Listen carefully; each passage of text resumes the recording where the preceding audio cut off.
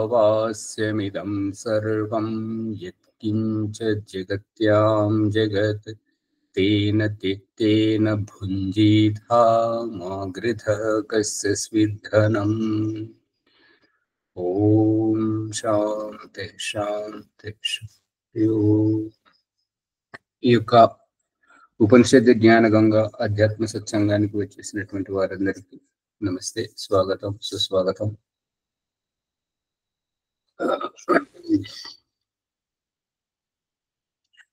గాయత్రి అమ్మగారు పాడినటువంటి పాట, దాని విషయంలో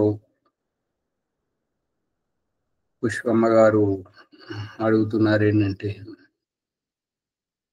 ప్రభు జీవితమును ఉద్ధరించ రావా, నడి సముద్రములో నావను దాటించ రావా, నా ఇంద్రియములన్నీ నా వశము కాని, నా మనసు పైనను నా అధికారం ఉండని. దీని సందేశం అంతా ఏంటంటే, పరమాత్మ అనేటువంటి వ్యక్తి మన జీవితానికి గుదిబండ, ఏది సాగనిస్తలేడు. అందుకోసమని అతన్ని వేడుకోవడం. ఋగ్వేదము 10వ మండలము 125వ సూక్తము 8వ మంత్రంలో ప్రథమ చరణం చెప్తున్నాడని అంటే, గర్భం నుండి శిశువు బయటకు వచ్చాక, బొడ్డుతాడు తెంచాక, పేగుబంధము తెంచిన తర్వాత, ఆ పేగుబంధము సహాయంతో గర్భములో శ్వాస తీసుకున్నటువంటి జీవాత్మకు బయటకు వచ్చాక ఆ పేగుబంధం తెంచి వేసి ముక్కు శుభ్రం చేశాక, అహమేవ వాయు ఇవ ప్రవామి ఆరభమానా అని, నేనే వాయువుగా నీ లోపలికి వచ్చి నీ జీవితాన్ని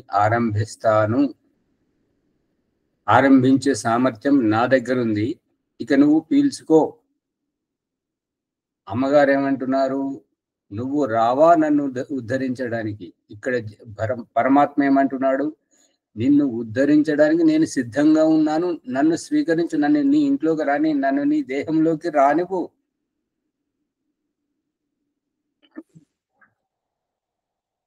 ఇంతే తేడా పుష్పమ్మ గారు. దేవుడు అంటున్నాడు ఏంటంటే, నీ చూపు నువ్వే చూడు, నీ వినికి నీ ఆకలి దప్పికలు నువ్వే తీర్చుకో, నిన్ను మించిన వారెవరు లేదు. ఇది నీ ప్లాట్ఫారం, నీ కార్యక్షేత్రం, నీకు సాటి ఎవరూ లేరు. నీ జీవితానికి నీవే సాటి.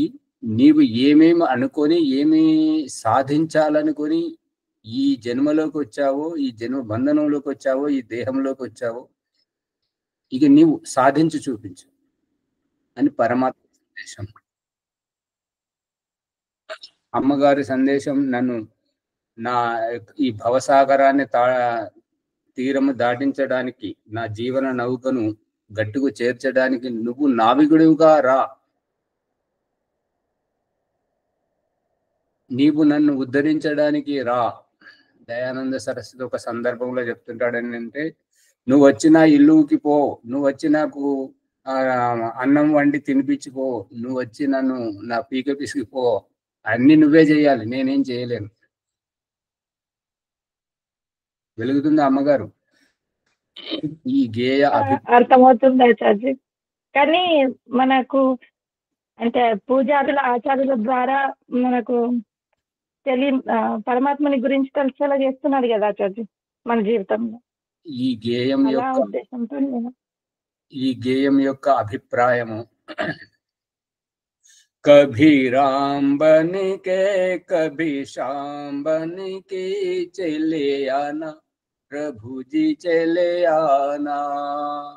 నువ్వే రాముడివై ఒకసారి, కృష్ణుడివై ఒకసారి, హనుమంతుడివై ఒకసారి, నువ్వు రా, నా దగ్గరికి రా, నన్ను ఉద్ధరించు, నేనేమి చెయ్యలేను, నా వల్ల ఏమి కాదు, అంతా నువ్వే చేసి పెట్టు. దానికి దయానంద సరస్వతి అంటున్నాడు ఏంటంటే, నువ్వే నాకు నా ఇల్లు ఊకి పెట్టు, నా బట్టలు ఉతికి పెట్టు, నాకు తినిపించు, ఇంకా నా పీకే పిసికి పెట్టు అన్నట్టుగా అన్ని నువ్వే చెయ్యి, నేనేం చేయలేను, నా వల్ల ఏమి కాదు అని ఈ యొక్క వ్యక్తిత్వమును వంచింపజేసేటువంటి సైద్ధాంతిక అంటే సిద్ధాంతపరమైనటువంటి వేద సిద్ధాంతపరమైనటువంటి అవగాహన లేనటువంటి వారు ఈ రకంగా వారి మనసులో ఉన్నటువంటి భావజాలాన్ని వెలువరిచారు. ఇదేంటంటే మంచిగా అనిపిస్తుంటది, విన్నా కొద్ది వినాలనిపిస్తుంటది, ఇంకా బాగుంటుంటది. ఎందుకంటే అమ్మో ప్రభువునే స్వయంగా రమ్మని అంటున్నాం అని చెప్పేసి.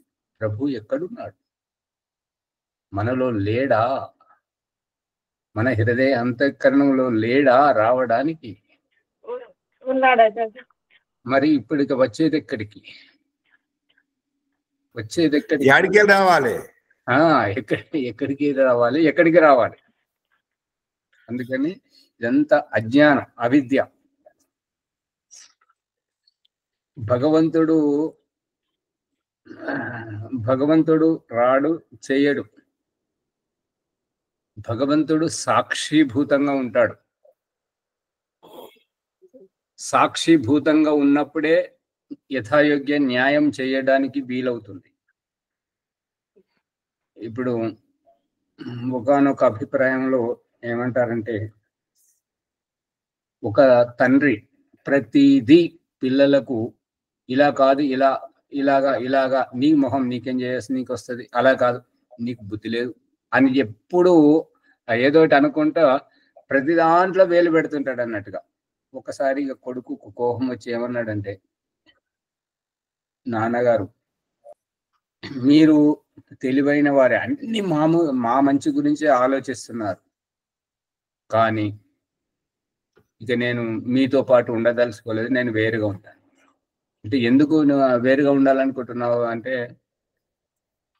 మమ్మల్ని ఊపిరి తీసుకొని ఇస్తలేవు కదా, ఊపిరి కూడా ఎలా తీసుకోవాలో, ప్రతిదీ ఎలా కూర్చుండాలో చెప్తున్నావు, ఎలా లేవాలో చెప్తున్నావు, ఎలా ఏ బట్టలు వేసుకోవాలో చెప్తున్నావు, ఎందుకు వేసుకోవాలో చెప్తున్నావు, అన్నీ నువ్వే చెప్పిన తర్వాత మరి మేము బతకాలి కదా, మా బతుకు కూడా మేము బతకాలి కదా. అందు గురించి ఇక నుంచి మీకు దూరంగా ఉంటాం, మా బతుకు మేము బతుకుతాం అంటారు. అంటే ఇన్ని రోజులు మిమ్మల్ని బతకనివ్వలేదా అంటే, ఏది బతికినా చేపోయి బతుకు, నువ్వు ఎట్లా బతుకుమంటే అట్లా బతికాము, కానీ మాకు పూర్ణ స్వేచ్ఛ స్వాతంత్రంతో మేము ఏ రోజు బ్రతకలేదు. ఓం ఆచార్యజీ. అమ్మా మంచి కోసం చెప్తారు కదా ఆచార్యజీ, మంచిగా ఉండాలని చెప్తారు కదా ఆచార్యజీ. అతి మంచి కూడా చాలా చెరుపు చేస్తుంటది, ప్రమాదం, చాలా ప్రమాదం. అంటే తన వారి పట్ల చేసినది చాలా ప్రమాదం. అమ్మగారు ఆ తల్లి చేసింది ఏంటి? పిల్లవాడికి ముక్కు దిబ్బడ పట్టింది, శ్వాస ఆడతలేదు, బట్ చీదమంటే చీదలేడు, ఆ భాష అర్థం చేసుకోవట్లేదు, ఎట్లా చీదాలో తెలియట్లేదు. కాబట్టి అతని ముక్కును తన నోట్లో పెట్టుకొని తను పీల్చుకొని ఊమేస్తున్నది. సరే, ఇప్పుడు నువ్వు ఉన్నావు, సరే, రేపు ఇంకొక చోట ఉన్నప్పుడు ఇప్పుడు వాడు చావాల్సిందే కదా.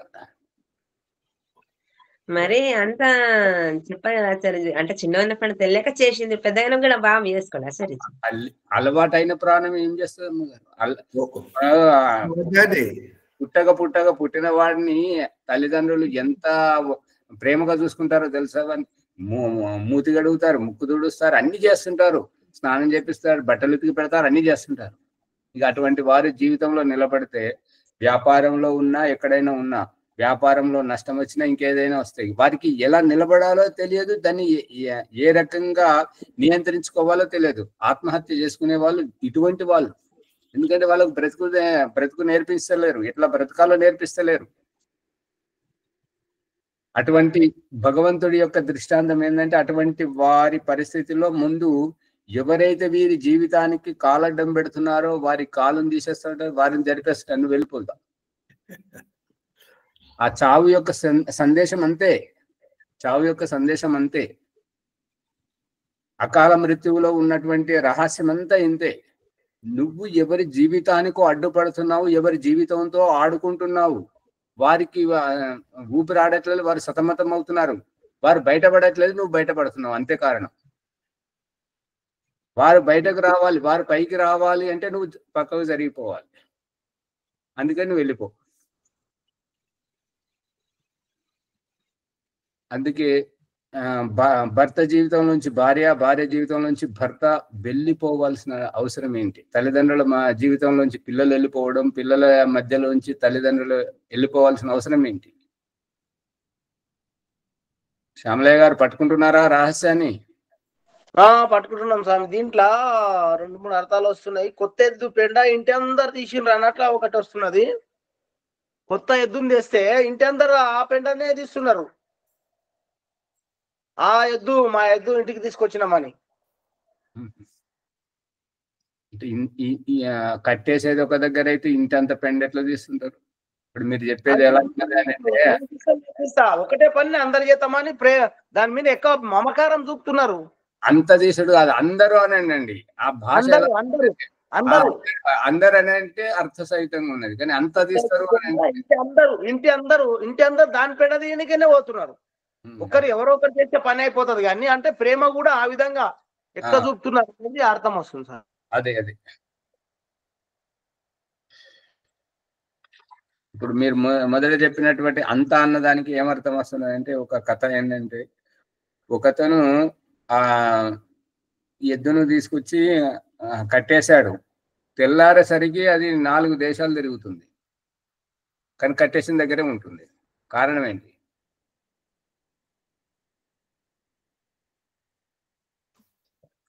అంటే 4 దేశాల పొలిమేరలు ఎక్కడైతే కలుస్తాయో అక్కడ కట్టేశాడు.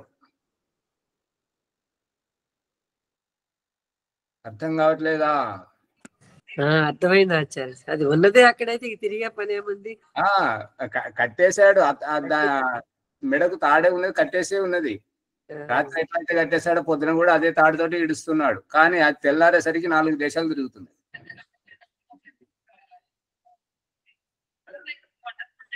ఆ రకంగా కొత్త ఎద్దుని తీసుకొస్తే ఈ ఇల్లంతా పెండెత్తినట్టు అని మీరు అనేసరికి నాకు అదే గుర్తొచ్చింది అన్నట్టు. అమ్మ శివచరమ్మ గారు మైక్ బంద్ చేయండి. అందుకని ఈ యొక్క దేవుడు రావడం అనేటువంటిది. ఇక మళ్ళీ శ్యామలయ్య గారి భాష మరియు పుష్పమ్మ గారిలో కొంతవరకు ఉన్నది ఏంటంటే నమ్మకం విశ్వాసం అనేటువంటిది.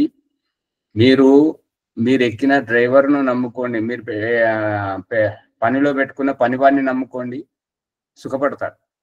ఆ డ్రైవర్ను నమ్ముకుంటే క్షేమంగా గమ్యం చేరతారు. ఆ డ్రైవరు, ఆ పని మనిషి, ఈ దేవుడు ఒకటేనా? నమ్మకం విశ్వాసం సుపరిచితుల మీద ఉంటుందా, అపరిచితుల మీద ఉంటుందా? సుపరిచితుల మీద తెలిసిన వాళ్ళ మీదే నమ్మకం ఉంటుంది, తెలియని వాళ్ళ మీద నమ్మకం లేకుంటది. ఇప్పుడు రాజశేఖర్ రెడ్డి గారు, పూర్వ ముఖ్యమంత్రి రాజశేఖర్ రెడ్డి గారు చివరిసారిగా నల్లమలకు ఏదో పని మీద అటు వెళ్ళాల్సి వస్తే బేగంపేట ఎయిర్పోర్ట్ లో విమానం ఎక్కేటప్పుడు కొద్దిగా మబ్బులుగా ఉంది, తుంపరగా అది వర్షం వస్తుంది. ఏమయ్యా గమ్యం చేరుతుందా అని అడిగాడు. చేరిందా ఆ విమానం? చేరలేదు స్వామి. ఇప్పుడు రాజశేఖర్ రెడ్డి గారికి ఆ పైలట్ ఆశ్వాసనం ఇస్తే ఆయన మీద నమ్మకంతో విమానం ఎక్కాడా, లేదంటే నమ్మకం లేక ఎక్కాడా? తెలివైన వాళ్ళు స్వామి తుఫాన్ వస్తున్నదంటే దానికి ఎదురుగా పోరాదు, వాతావరణం అనుకూలంగా ఉందా లేదా చూసి అది కూడా ఆలోచన చేయాలి. తుఫాన్ వస్తుందంటే దానికి ఎదురుగా పోతే కొట్టుకుపోతాం.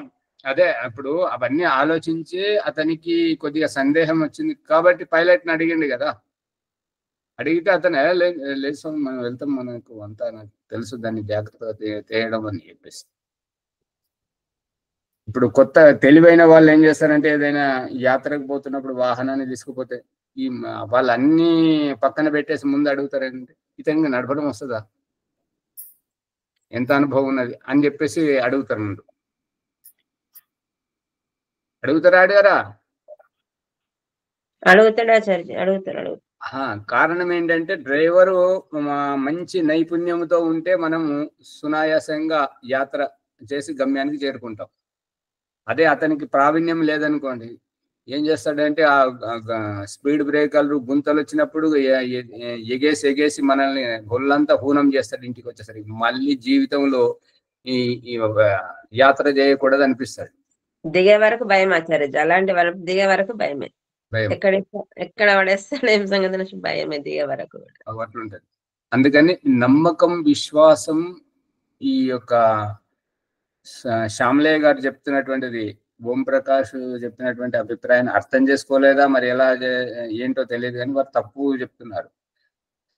మన బంధువో మిత్రుడో తండ్రియో కొడుకో వారు వాహనం నడిపిస్తే మనకి ఏ అనుమానం లేదు, ఎందుకంటే అతని గురించి మనకు తెలుసు కాబట్టి.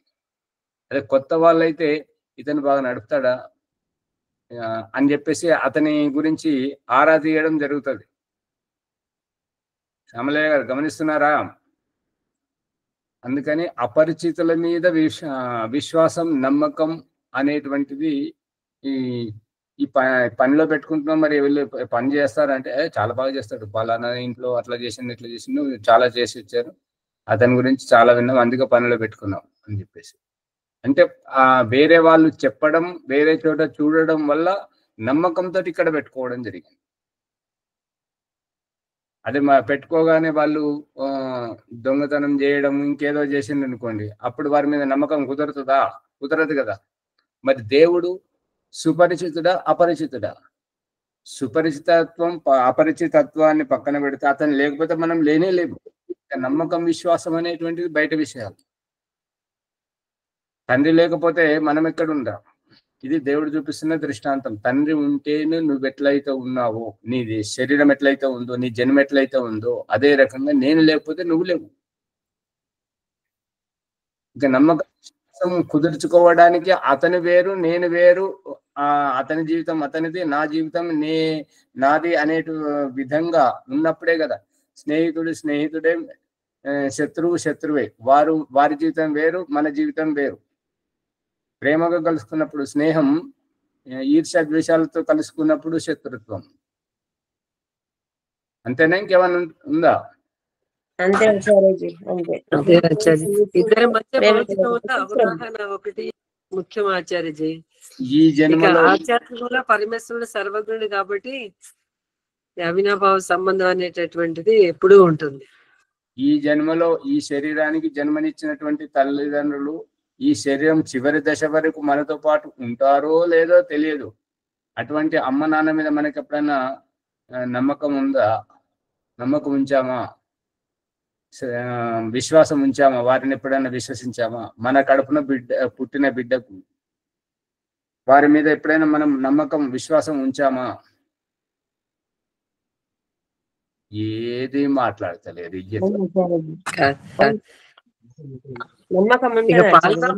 మంది అయినప్పుడు వాళ్ళ మీద నమ్మకము.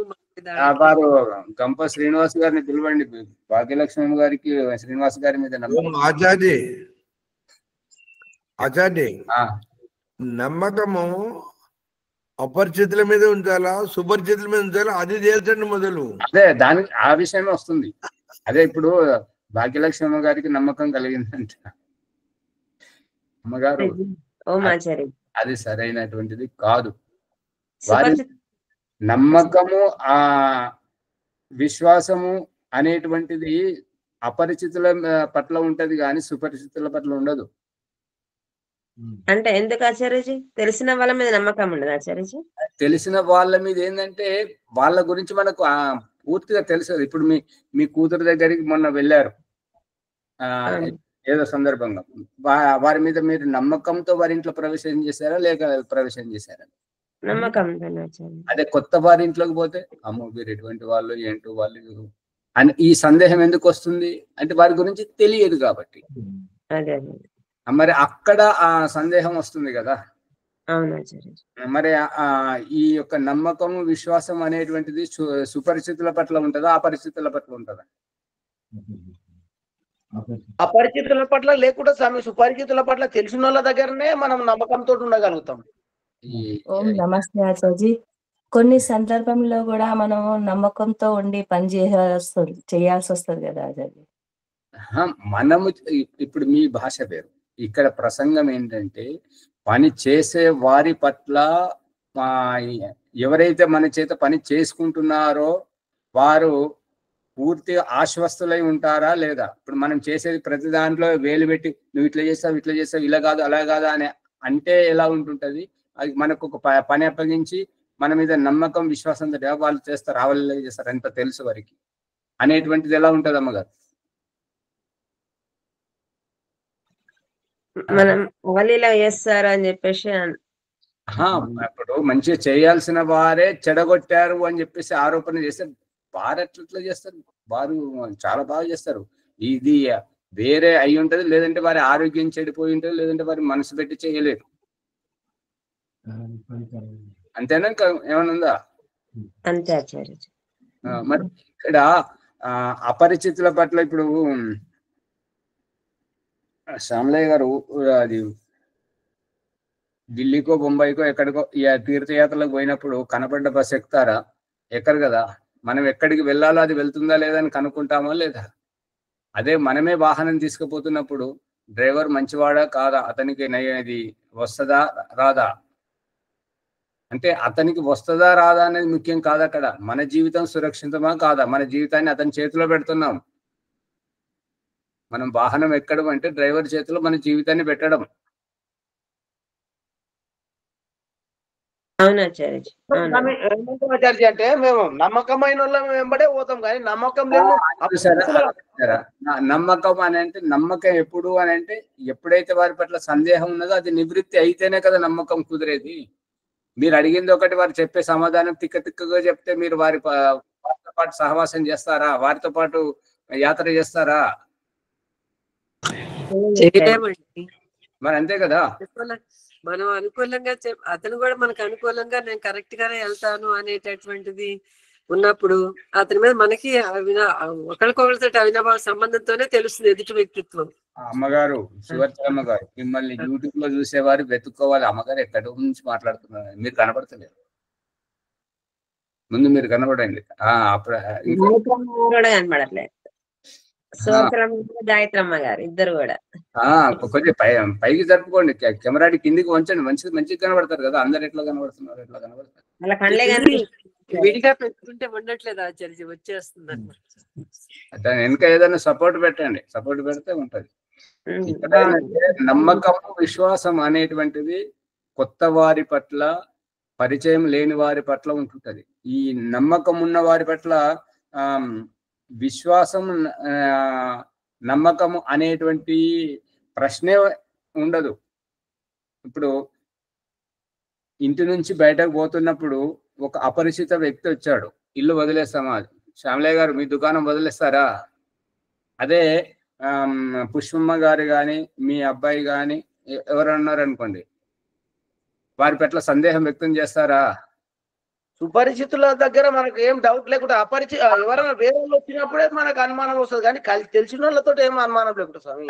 అదే అందుకనే ఇక్కడ ప్రసంగం ఏంటంటే సుపరిచితుల పట్ల నమ్మకం విశ్వాసం, అపరిచితుల పట్ల నమ్మకం విశ్వాసం. సుపరిచితుల పట్ల అసలు ప్రశ్నే ఉండదు. అపరిచితుల పట్లనే సందేహం ఉంటది. మరి ఇప్పుడు దేవుడు సుపరిచితుడా అపరిచితుడా? సుపరిచితుడు. సుపరిచితుడు అన్నప్పుడు అతన్ని విశ్వసించడం, అతన్ని నమ్మడం అనేటువంటి ప్రశ్న ఇక్కడికి.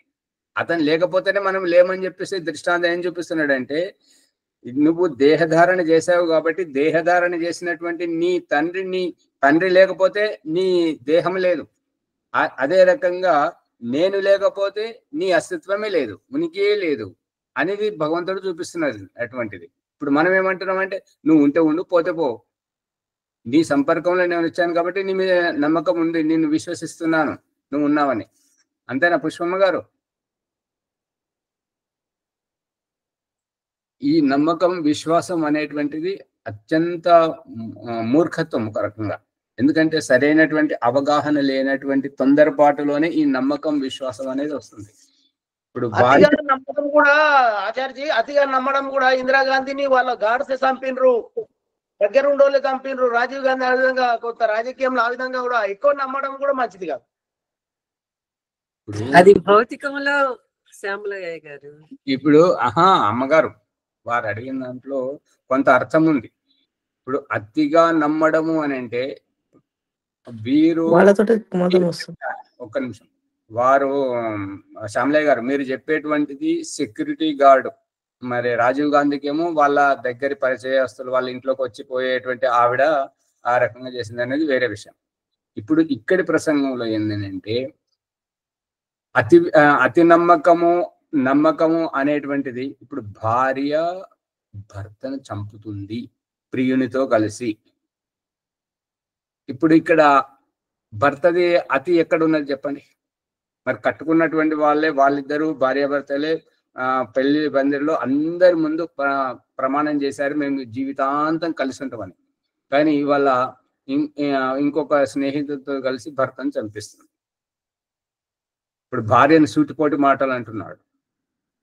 కూరగాయలతో ఎంత గాయపరుస్తున్నారంటే ఇంటి నుంచి బయటకు వెళ్ళలేక ఆడు పిలుస్తుంటే కూరగాయలు తీసుకురమ్మని అంటే కూరగాయలు వస్తే నీ బాయ్ ఫ్రెండ్ అని పిలిచావా అంటే ఏమన్నట్టు ఆ భాష ఏంటి? అది మూర్ఖత్వం కాకపోతే నోటికి ఏది వస్తుంది? వాగడమేనా? పని వాడిని పిలుస్తుంటే ఓ ప్లంబర్ వచ్చినా ఇంకోవరైనా బాయ్ ఫ్రెండ్ పిలుచుకున్నావు, ఎప్పటి నుండి ఈ స్నేహం అంటే ఏమన్నట్టు అది భాష? మాటలతో చంపడం, అంతే కదా మరి. మాటలతో చంపడం, హింసించడం. ఇప్పుడు ఇక్కడ ఆమె అతి నమ్మకం ఏమున్నది? ఆమె చేసిన నేరం ఏమున్నది? మీదైతే ఆత్మ కానీ వారి ఆత్మ లేదా, వారికి వ్యక్తిత్వం లేదా? ఎందుకంటే చేయడం ఇది మూర్ఖత్వం మినహా ఏమీ లేదన్నమాట. అందు గురించి భగవంతుని పట్ల నమ్మకము విశ్వాసము అనేటువంటివి ఉండవు. భగవంతుడు చూపిస్తున్నటువంటిది అంటే నేను లేకుంటే నువ్వు లేవు, తండ్రి లేకపోతే నీ జన్మే ఎట్లయితే ఉండదో, తండ్రి జన్మింపజేస్తేనే తండ్రి ద్వారానే నువ్వు పుట్టావు కాబట్టి తండ్రికి వారసుడిగా అనిపించుకుంటున్నావు. అదే రకంగా ఏ రకంగానైతే ఈ యొక్క స్త్రీ పురుష దేహం తండ్రికి వారసత్వంగా వచ్చిందో అదే రూపకంగా నీ యొక్క ఆత్మతత్వం అనేటువంటిది అది నా నుండి వచ్చింది, నువ్వు నా వారసుడివి, నువ్వు నా బిడ్డవు. ఇప్పుడు నమ్మకం విశ్వాసం ఎక్కడ ఉన్నది? ఇది విడమర్చి చెప్పకపోవడం వల్ల. ఇందాక పుష్పమ్మ గారు అంటున్నారు కదా, అది పండితులు పురోహితులు ఆచార్యులు ఎవరైతే ఉన్నారో వీరు సరి అయినటువంటి అవగాహన ప్రమాణపూర్వకంగా చెప్పకపోవడం వల్ల, అర్థం గావింపజేయకపోవడం వల్ల ఇటువంటి భ్రాంతులన్నీ వస్తున్నాయి. అందుకని భగవంతుని పట్ల ఈ నమ్మకము ఈ విశ్వాసము అనేటువంటివి, ఈ శ్రద్ధ అనేటువంటిది గుడ్డిగా నమ్మడమును శ్రద్ధ అంటారు. గుడ్డిగా నమ్మడం అంటే వెనక ముందు ఏమి ఆలోచించకుండా దాన్ని శ్రద్ధ కనపరచడం. ఇప్పుడు భగవంతుడు మనకు అన్ని ఇచ్చిండు, ఏమన్నా చేసుకో అంటే ఇంకా భగవంతుడు మీద అతి నమ్మకం పెట్టడము అది తప్పట్రా? ఇప్పుడు అన్ని ఇచ్చిండు ఏమన్నా చేసుకో అంటలేడు. నువ్వు తప్పు చెయ్యకు బిడ్డ, చెయ్యకు అని చెప్పేసి బుగులు పుట్టిస్తున్నాడు తప్పు చేసేటప్పుడు. అదే మంచి చేసేటప్పుడు ఉల్లాసం ఉత్సాహాన్ని కనబరచేసి మనల్ని ఆనందింపజేస్తున్నాడు. ఏమన్నా చేసుకోమని అంటలేడు కదా. అక్కడ మనకు కాపలా ఉన్నాడు కదా. ఏ రకమైతే చంటి పిల్లలను కనిపెట్టుకుంటూ తల్లిదండ్రులు ఏ రకమైతే ఉంటారో ఆ రకంగా ఈ జీవాత్మలను కనిపెట్టుకుంటూ భగవంతుడు హెచ్చరిస్తున్నాడు కదా. మన హృదయ అంతఃకరణంలో నుంచే మనల్ని హెచ్చరిస్తున్నాడు కదా. అందుకని భగవంతుని పట్ల శ్రద్ధ విశ్వాసం నమ్మకం అనేటువంటిది ఇవన్నీ అవివేకపూర్ణమైనటువంటి భావజాలాలు. ఇప్పుడు ఒక్క జన్మకు ఈ జన్మకు మాత్రమే మనతో పాటు ఉండేటువంటి అమ్మ నాన్న ఈ యొక్క సంతానము బంధువులు మిత్రులు వీళ్ళనైతే మనము ఎంతో అన్యోన్యంగా చూసుకుంటాం, కలిసిపోయి ఉంటాం వారితోటి.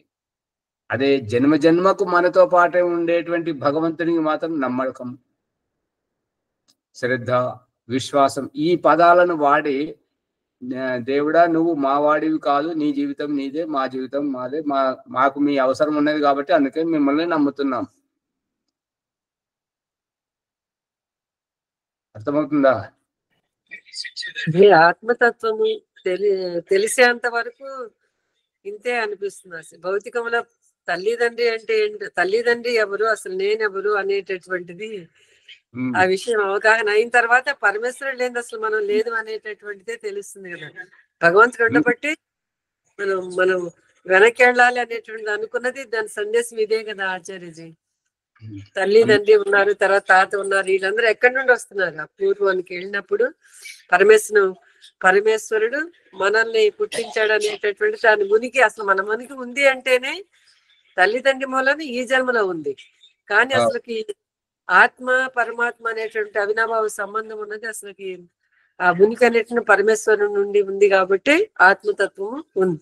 అందుకే ఆత్మ పరమాత్మ రెండు సూక్ష్మతత్వాలు, అజరము అమరము అనేటటువంటిది ఈ అర్థం మనం గ్రహించినప్పుడు మాత్రమే అది సఫలం. ఉద్దేశం అది జీవాత్మ.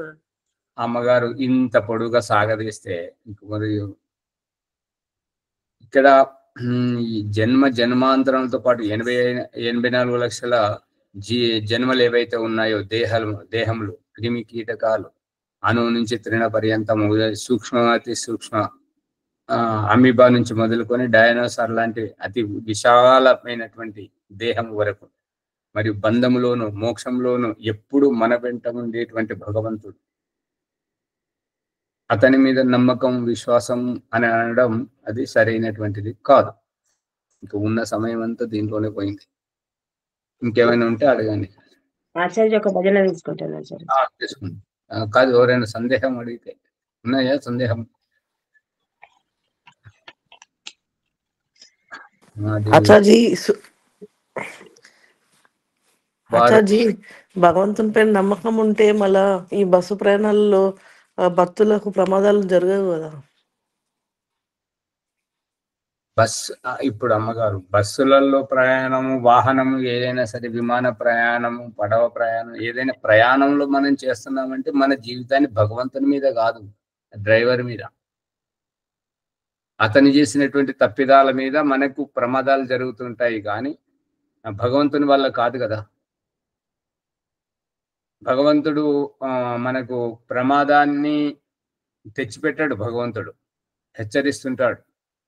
తల్లిదండ్రుల నుంచి ఇది మన తల్లిదండ్రుల కడుపున పుట్టించి వాళ్ళు ఎప్పటికీ హెచ్చరిస్తుంటారు కదా, జాగ్రత్త, బయటకు వెళ్తున్నామంటే జాగ్రత్తగా,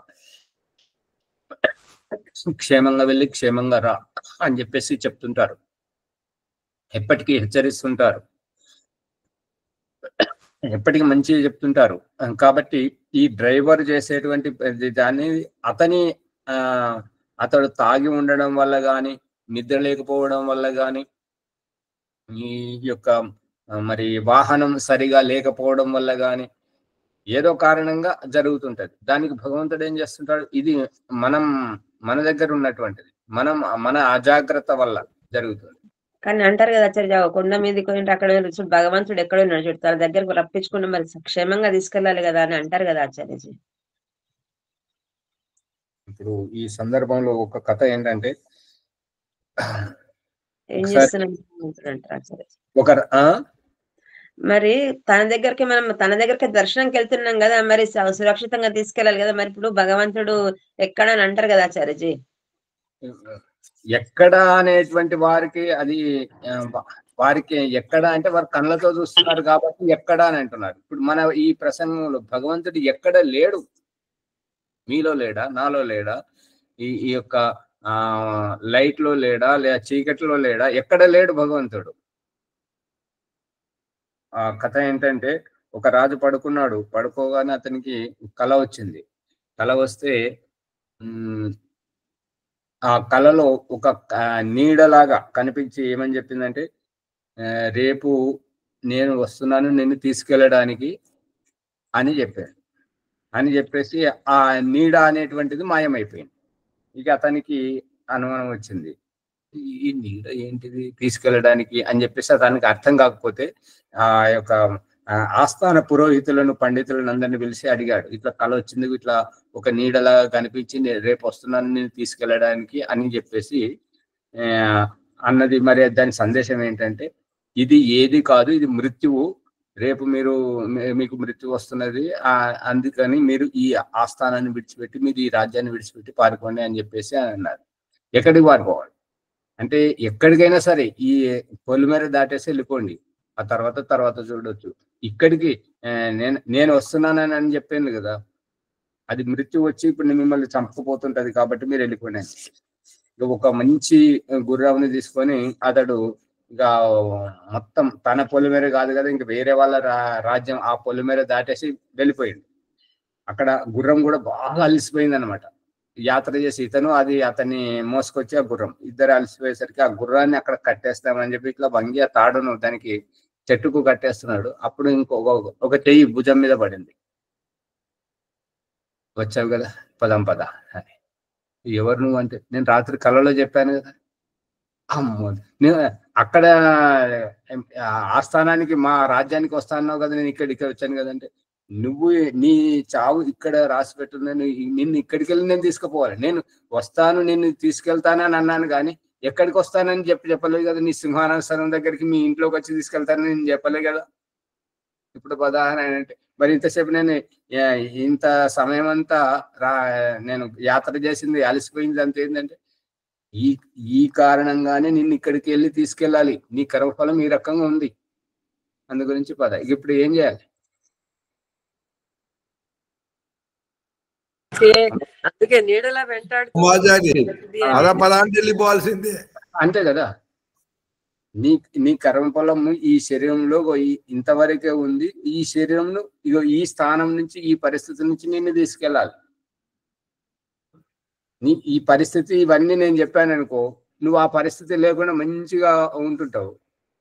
మరి తీసుకుపోవడం కుదరదు కదా. మళ్ళీ ఆ రకంగా నేను చెప్పి నిన్ను హెచ్చరిస్తే నువ్వే నా చేత అన్ని చేయిస్తున్నావు, నన్ను ఎందుకు శిక్షిస్తున్నావు అని చెప్పేసి ఈ కర్మఫలానికి ఇప్పుడు చాలా మంది ఏమంటారంటే, అతడే ఇది ఆ పాట ఇదివరకు మీకు పెట్టాను, మీరు చూసి ఉండొచ్చు. ఉత్సులు బిగిస్తావు కర్మఫలమంటావు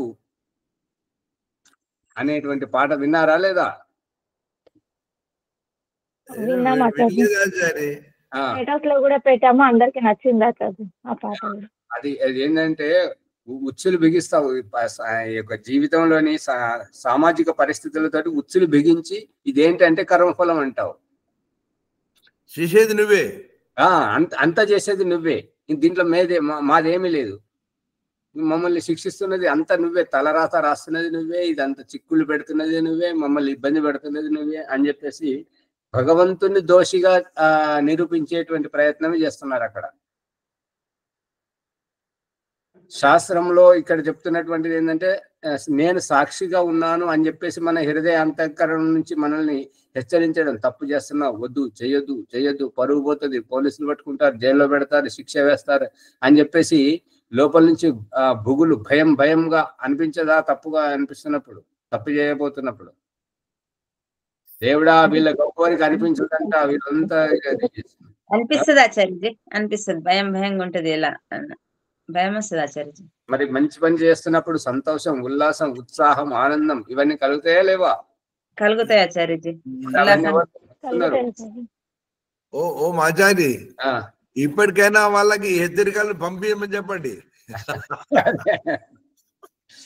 అందుకని ఈ దేవుడి మీద నమ్మకం, విశ్వాసం అనేటువంటిది అజ్ఞానం, అవివేకం, అవిద్య. ఇప్పుడు రజనీ అమ్మగారు మొన్న వాడిన పాటకు మరి వాళ్ళు మళ్ళీ అడుగుతున్నారు, మళ్ళీ వినాలని అనిపిస్తుందంటే మళ్ళీ పాడాలనుకుంటే పాడండి, లేదంటే భాగ్యలక్ష్మి అమ్మ గారు పాడతారు. నిన్న పాడమంటే వాళ్ళు పాడలేదు, రాలేదు. ఆ పాట నేను కూడా వినలేదు. అదే మళ్ళీ పాడిపిస్తున్నాం కదా, మళ్ళీ పాడండి. కెమెరా ఓపెన్ చేయండి, వాళ్ళు చూస్తారు కదా మీరు పాడేది, వాళ్ళు అంతా నచ్చింది.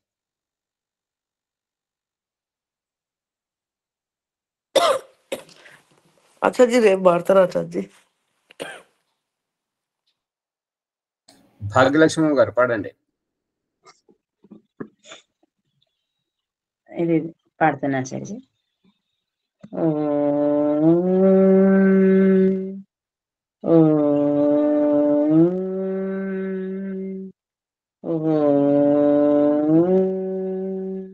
ఓం నమ నమస్తే ఆచార్యజీ. సర్వేభ్యో నమః ఆచార్యజీ.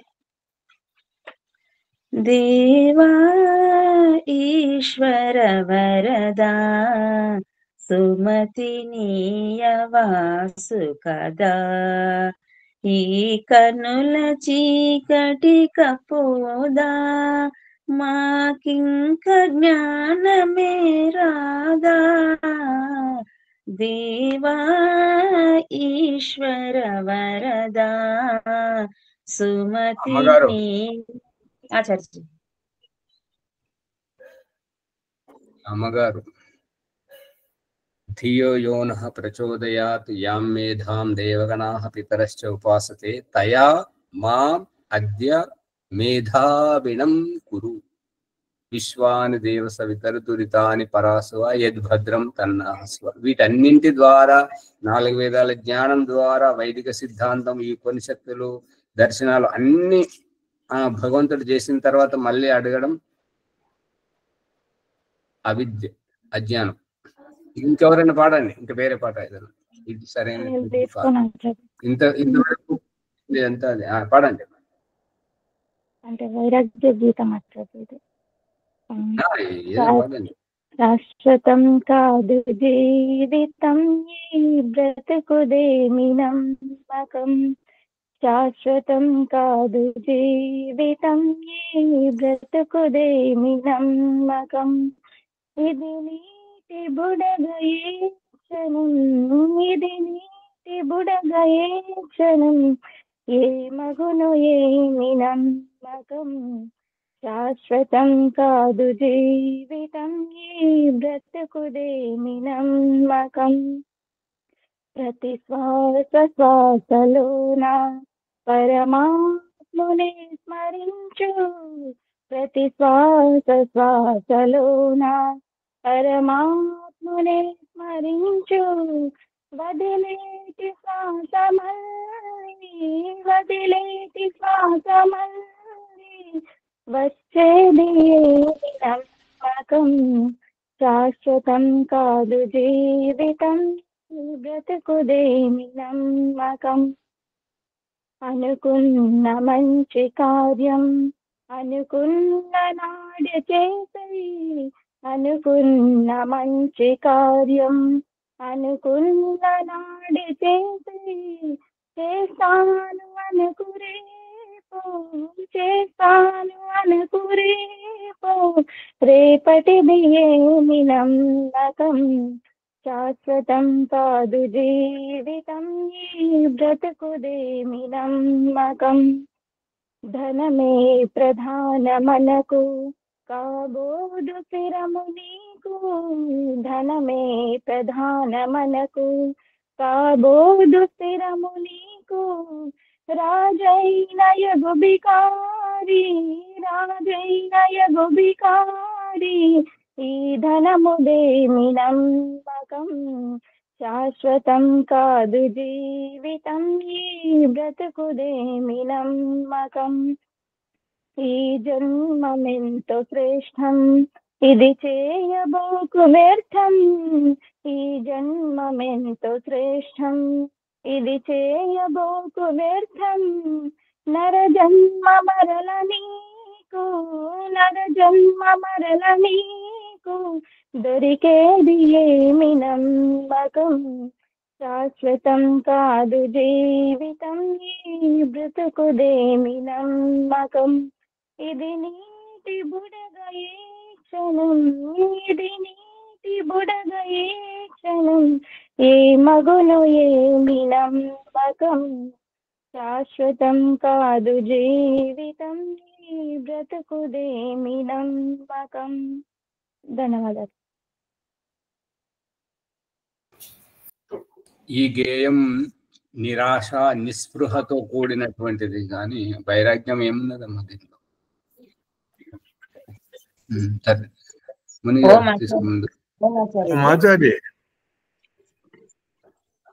చెప్పండి అమ్మగారు. ఈ పాట ఎందుకు పాడుతున్నారు ఆచార్య? మరి పాట బాగుంది, భగవంతుడు అంతటా ఉన్నాడు నువ్వు చూస్తలేవని అందులో అర్థం ఉందని అన్నాను ఆచార్యజీ. మీరు ఒకసారి ఇది 117 వేదమైన మీరు ఒకసారి చూడండి ఆచార్యజీ. ఆ పాడండి. మీరు ఇందాక వద్దన్నారు కదా ఆచార్యజీ, మరి పాటలో ఏముందని వద్దంటున్నారు మీరు అనేసి. ఒక్కొక్క చరణం పాడండి, చెప్తా మీకు. సరే ఆచార్యజీ. పరమ పురుష నిన్ను దర్శించినప్పుడే భ్రాంతి నివారణ మగు, సర్వ సంశయ నివృత్తి కలుగు, దుష్కర్మలు తొలగు. మళ్ళీ ఇంకో చరణం పడతాను ఆచార్యజీ. ప్రత్యక్ష బ్రహ్మవై నీవు మా కనుల ఎదుట ఉన్నావు, మాయాంధకారమున మేము నిన్ను చూడజాలకున్నాము.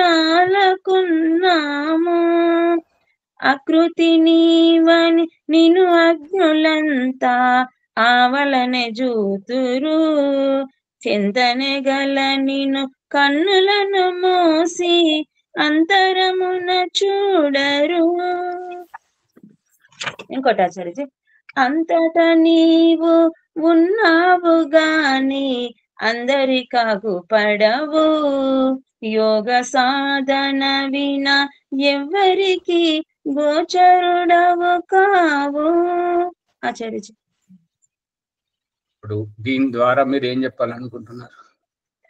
మీరు ఇందాక ప్రసంగం బట్టి దేవుడు అంతటా ఉన్నాడు లేరని ఎట్లా ఆచార్య తీశారు ప్రసంగం. మరి ఆ పాట వేరు, ఈ పాట వేరు కదా. ఇదివరకు పాడిన, ముందు పాడింది ఇదే, ఇది ఈ పాట అయితే కాదు కదా. దీంట్లో ఆచార్యజీ ఇవన్నీ మీకు మొదలు పాడి ఇప్పుడు ఇవన్నీ మీకు చరణాలు వినిపిస్తున్నారు. ఇప్పుడు దాంట్లో ఏంటంటే అందరికీ ప్రత్యక్ష బ్రహ్మగా ఉన్నావు కానీ అగపడవు నీవు ఎవరికి, యోగ సాధన వినా ఎవరికి కనపడవు అని చెప్తున్నాడు. అది సత్యమే చెప్తున్నాడు కదా. కన్నులో మళ్ళీ ఇదివరకేమో మా దర్శించుకున్నప్పుడు అని అన్నారు. దర్శించుకునేది ఎవరు దర్శించుకుంటారు? భగవంతుడు దర్శించుకోవడం అంటే కళ్ళకు కనపడేటట్టుగా. మరి కళ్ళకు కనపడేటట్టుగా ఉన్నప్పుడు మరి అందరికి కనపడడం మళ్ళీ రెండవసారి అన్నప్పుడు అది ఎక్కడ? దానికి దీనికి పొంతన లేదు కదా. ఇప్పుడు యోగ సాధన చేసినప్పుడు దర్శించుకునేటువంటి వాళ్ళు సాధన ప్రతిఫలితంగా సాక్షాత్కారం అంటారు దాన్ని. ఇప్పుడు ఈ ఓం ప్రకాశ్ ప్రయత్నంలో ఇప్పుడు ఏంటంటే వ్యావహారికంగా దర్శనం చేయడం ఓం ప్రకాశ్ చూపిస్తున్నాడు. అక్కడ యోగ సాధనతోటి సాక్షాత్కారం చేసుకోవడం దాన్ని సాక్షాత్కారం అంటారు. అర్థమవుతుంది అమ్మగారు? అర్థమవుతుంది ఆచార్య. అది కారణం. సమయం అవుతుంది కాబట్టి సరే, నమస్తే. నమస్తే ఆచార్య ఓం మురుగ గారి ధన్యవాదములు. జ్ఞానగంగా మన వీరు సంధ్యా నివృత్తిలోనే సమయానంతా తెలుసుకున్నాము. సమయం విలువ, నమ్మకము, విశ్వాసము, గుడ్డిగా నమ్మడం ఏంటిది, అసలు నమ్మకం అనేది ఉన్నదా లేదా, నమ్మకం ఎవరిని నమ్మాలి, పరిచయం ఉన్న వాళ్ళని నమ్మాలా, పరిచయం లేని వాళ్ళని నమ్మాలా అనే విషయంలో వారు చక్కగా సమాధానం చేశారు. జీవితంలో ఎవరినైతే 100% నమ్ముతున్నామో వారి మీద మళ్ళీ నమ్మేది ఉండదు. భాగస్వామిని నమ్మే వివాహం చేసుకున్నాం కదా, అలాగే పరమాత్మ జన్మనిచ్చినప్పుడే మనకు పూర్తి విశ్వాసంతో మనం నమ్మాము కదా. కాబట్టి మనకు పరిచయం లేని వారి మీద మన విశ్వాసము, నమ్మకం అనేది కలిగి ఉండాలి. కానీ పూర్తిగా తెలిసిన వారి మీద విశ్వాసం, నమ్మకం అనేది అది అజ్ఞాన సూచకం అవుతుంది. కాబట్టి ఈ విధంగా మనం రహస్యాన్ని తెలుసుకుంటే పరమాత్మని పొందే అవకాశం ఉంటున్నటువంటి అభిప్రాయం తెలియజేశారు. వారికి ధన్యవాదములు. అనంతరం ఈరోజు సంధ్యోపాసన వేరమ్మా ఈరోజు కొత్త ప్రకారంగా ఈ వీడియోని లైక్ చేసి షేర్ చేయండి, సబ్స్క్రైబ్ చేసుకోండి. ధన్యవాదాలు ఆచార్య. ఈరోజు బాలరాజ్ గారు వైదిక సంధ్య. ఓ ఆచార్య, ఈరోజు భాగ్యనగర్ నుంచి ఒక 5గురం వస్తున్నాం మేము తపోవనానికి. సరే సార్. యజ్ఞోత్తరం అయిన తర్వాత 7-7:30 గంటకి బయలుదేరుతాము. 10 గంటల వరకు మహాత్మా గాంధీ బస్ స్టేషన్ పోతాం. ఆడికి వెళ్ళి 1 గంట వరకు ఆడికి వస్తాం. 5గురం వస్తున్నాం. సరే సరే. ఓం నమస్కారం స్వామి. సంధ్యోపాసనం వినొస్తుందా స్వామి? వినొస్తుంది వినొస్తుంది. చెప్పు బాలన్న బాలరాజన్న చెప్పండి. సంధ్యోప ఓం అమృతోపస్తరణమసి స్వాహ.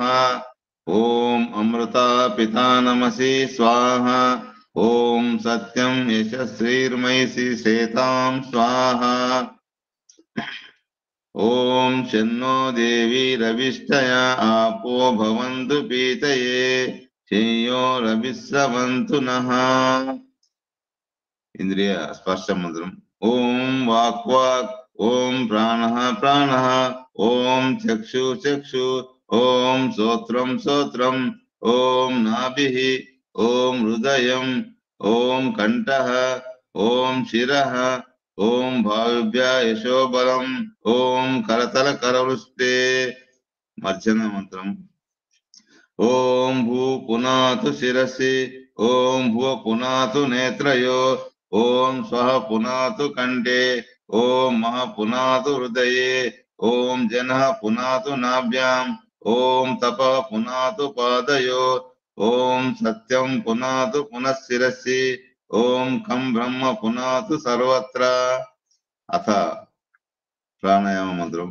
ఓం భూః. ఓం భువః. ఓం స్వాహ. ఓం మహ. ఓం జనః.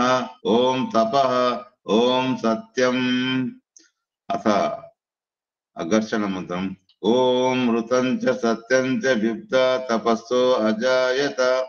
తతో రాత్రాజాయత. తతః సముద్రో వర్ణవః. సముద్రాధరణవాదది సంవత్సరో అజాయత. అహోరాత్రాని విదదాదిష్టశ్చ మిషతో వసి. సూర్య చంద్రమసౌ ధాత యథా పూర్వమకల్పయత్. దివం చ పృథ్వీం చ అంతరిక్షం మదో స్వాహ. ఓం శన్నో దేవి రవిష్టయ ఆపో భవంతు పీతయే శయ్యో రవిశ్రవంతు నః.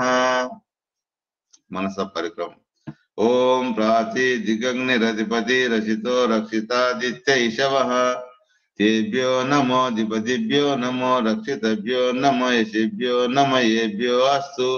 యో అస్మాన్ దేష్టియం వయం దిస్మస్తం ఓ జంబే దద్మః. దక్షిణాగింద్రోధిపతి చిరక్షిరాజి రక్షిత పితర ఇషవః. తేభ్యో నమో ధిపతిభ్యో నమో రక్షితభ్యో నమ యశిభ్యో నమ ఏభ్యో అస్తు. యో అస్మాన్ దేష్టియం వయం దిస్మస్తం ఓ జంబే దద్మః.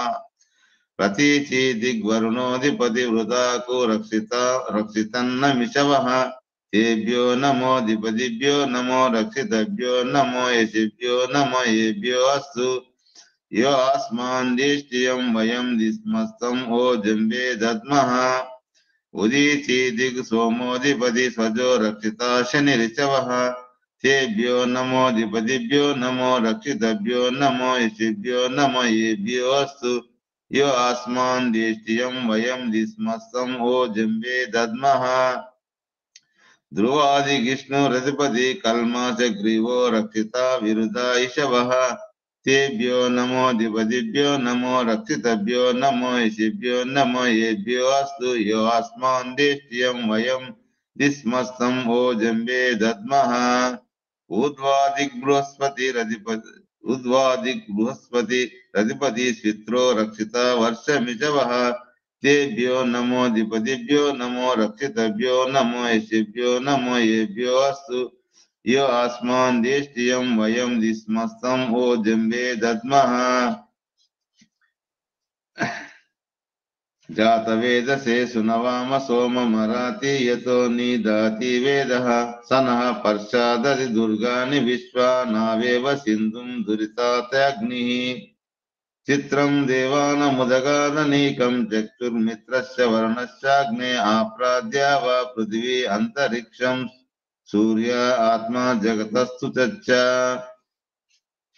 ఉదిత్యం జాతవేదసం దేవం హవంతి కేతవాదుషే విశ్వాయ సూర్యం. ఉద్వయం తమసస్పరిశ్వ పశ్యంత ఉత్తరం దేవం దేవత్ర సూర్యమగన్మ జ్యోతిరుత్తమం. తచ్చక్షుర్దేవయితం పురస్తా శుక్రముచ్చరత్. పశ్యేమ శరదా శతం జీవేమ శరదా శతం. శృణయామ శరదా శతం ప్రభ్రావామ శరదా శతం శతమాదీన శ్యామ శరదా శతం భూయచ్చ శరదా శతాత్. ఓం శన్నో దేవీరభిష్టయ ఆపో భవంతు భీతయే శయ్యోరభిస్రవంతు నః. గాయత్రి మంత్రం. ఓం భూర్భువస్వః తస్సవితుర్వరేణ్యం భర్గో దేవస్య ధీమహి ధియో యో న ప్రచోదయాత్. పరమ పవిత్రమైన జ్ఞాన రూపుడ సర్వ విద్యల అధిపతి అనురేణుత్నములో సర్వంలో కలిసి ఉన్న సర్వాంతర్యామి సర్వాధారకుడ సర్వజీవులను రక్షించే సర్వశక్తివంతుడ మీరే పరంపిత పరమాత్ముడు. మీ నుండి అన్ని చంచలములు నడుచుకుంటున్నవి. నిరాకారుడై ఉన్న మీరే మా ఆరాధ్య దైవం. సార్థక జీవనమును కరుణింపగలిగిన వాళ్ళు మీరే. అన్ని జీవులలో ప్రాణ రూపంలో కలిసి ఉన్న భగవంతుడా, మా జబ్బులు సంకట దుఃఖములను నివారించగలిగే ప్రాణ స్వరూపుడై ఉన్న పరమేశ్వర మీరే మీరే పరమాత్ముడు. మీరే మా అందరికీ ఆనందదాయకుడుగా ఉన్నారు. ఆత్మ మరియు చరాచర వస్తువులన్నిటికీ మీరే అధిపతులు. బ్రహ్మ ప్రకాశ రూపంలో ఉండే దేవ పాప కర్మలను దహించే జ్యోతిని పంచ అంగములపై ధరించి నాలుక అగ్రభాగంపై ఓం జపం చేసుకుంటూ ధ్యానం చేసుకుంటున్నాం. ఏ పరంపిత పరమేశ్వర సంతోష ఆనందం అనుగ్రహించి మమ్మ సన్మార్గంలో నడిపించు భగవాన్. నమస్కారం. ఓం నమః శంభవాయ చ మయో భవాయ చ నమః శంకరాయ చ మయస్కరాయ చ నమః శివాయ చ శివతరాయ చ. ఓం శన్నో దేవీరభిష్టయ ఆపో భవంతు పీతయే శయ్యోరభిస్రవంతు నః. ఓం ద్యౌ శాంతి అంతరిక్షం శాంతి పృథివీ శాంతి రాప శాంతి ఔషధే శాంతి వనస్పతే శాంతి విశ్వే దేవ శాంతి బ్రహ్మ శాంతి సర్వం శాంతి శాంతిరేవ శాంతి సామా శాంతిరే శాంతి శాంతి శాంతి.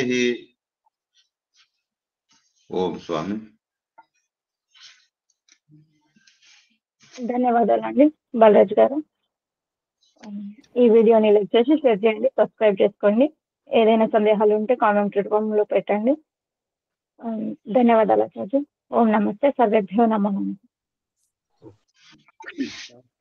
సర్వేభ్యో నమో నమః. అందరికీ నమస్కారం. ఓం నమస్తే ఆచార్యజీ. సర్వేభ్యో నమో నమః ఆచార్యజీ. అందరికీ